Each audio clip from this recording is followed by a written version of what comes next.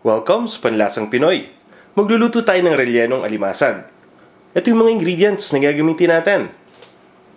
Alimasag, steamed. Ang gamit ko dito, blue crabs. Nahimay na natin dito yung laman. Then, lilinisin lang natin tong takip ng alimasag.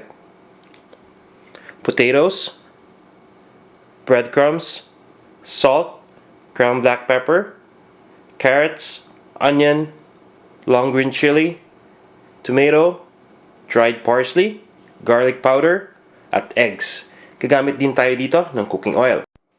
Umpisa na natin. Mag-iinit lang tayo ng cooking oil sa isang pan. Then, ilalagay na natin dito yung onion.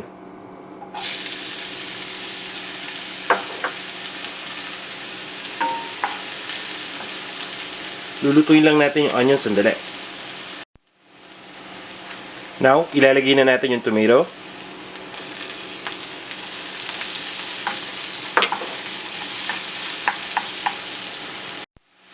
Then, susunod na natin yung potatoes at yung carrots.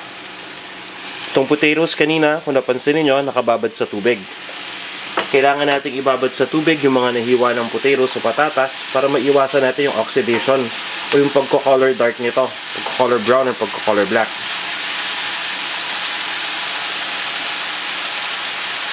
Ito na yung carrots. Lulutuin lang natin ito sandali. Once na naluto na yung potatoes and yung carrots, ilalagay na natin yung long green chili na ating na-chop. Pampadagdag spice lang ito. Optional to kung gusto ninyong gamitin. Then ilalagay na natin yung crab meat. Ito yung laman ng alimasag na nahimay na natin kanina. And kung gusto niyo, ilalagay natin yung crab juice. Ito yung katas ng alimasag at nakakapagpatulong to na magdagdag ng lasa.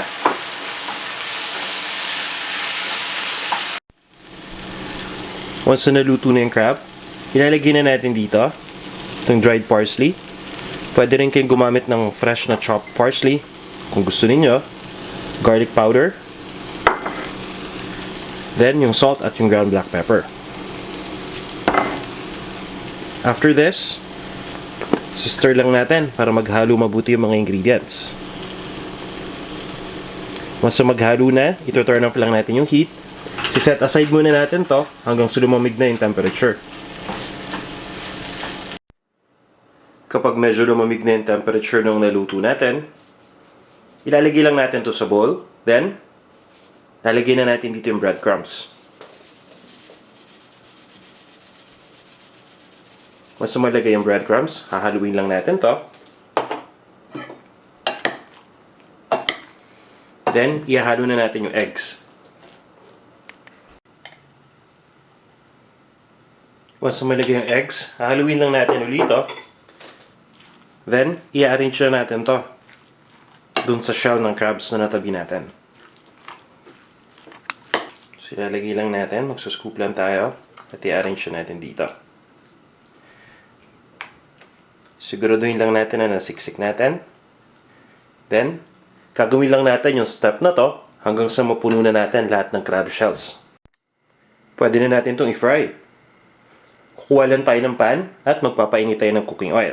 Then, i-fry na natin ito. So, pagpiprito, dapat yung part na may stuffing nasa taas. So, isa-isa natin ilalagay ito dito.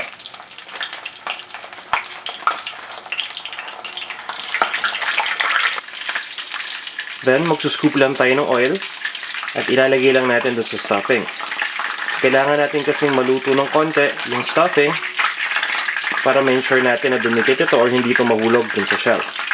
And yung egg, yung ginawa nating binder. So, ito yung magbabind sa mga ingredients. Lutuin lang natin to for a few more minutes and then ibabaliktad naman natin. Ibabaliktad lang natin to para maluto naman yung side na may stuffing. Then, once na maluto na, ililipat lang natin to sa isang serving plate at pwede na natin i-serve.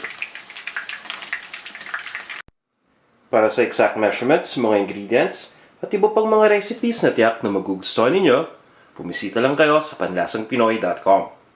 Ito na ang ating rellenong alimasag.